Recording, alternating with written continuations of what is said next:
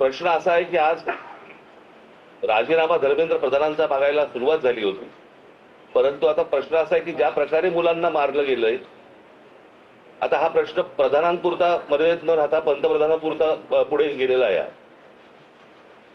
आणि त्याच्यामुळे गृह खातं आणि आज पंतप्रधानांनी आज काहीतरी ट्विट केलंय, पण त्या ट्विटला काही अर्थच नाहीये. खरं तर ह्या लोकांना बोलवून जर समजा त्यांच्याशी चर्चा केली असती आणि तो विषय जर नीट समजून घेतला असता तर एवढं प्रकरण पण झालं नसतं. पण मला काही समजतच नाहीये की या सगळ्या गोष्टींचा एक सरकारी सत्तेचा एक जो उद्दामपणा जो आहे हा कशासाठी आहे. म्हणजे हीच गोष्ट आपण मला असं वाटतं की त्या शिखांचं ज्यावेळेला शेतकऱ्यांचं आंदोलन झालं त्यावेळेला देखील कोणाला ते भेटायला तयार नव्हते. ते पण तसंच त्यांनी मोडायचा प्रयत्न केला. मणिपूरच्या वेळेला पण देखील तेच प्रकरण झालं.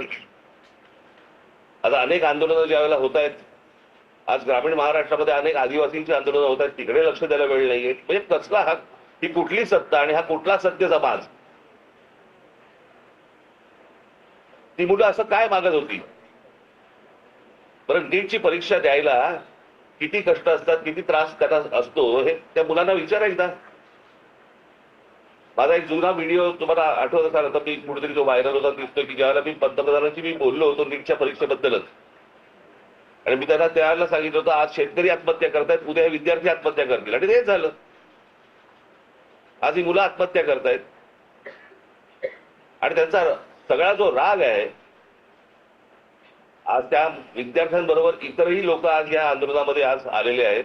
आणि मला असं वाटतं की हा एकूणच सिस्टीमच्या विरोधातला राग आहे. ज्या प्रकारे आज देशामध्ये गोष्टी सुरू आहेत त्याच्याबद्दलचा राग आहे आणि तो राग सगळेजण व्यक्त करतायत. आज प्रत्येक घरामध्ये ज्यांची मुलं नीट परीक्षेला बसलेली नाहीयेत त्या आयांना आणि वडिलांना देखील त्याला पण त्रास होतोय हे सगळं बघून.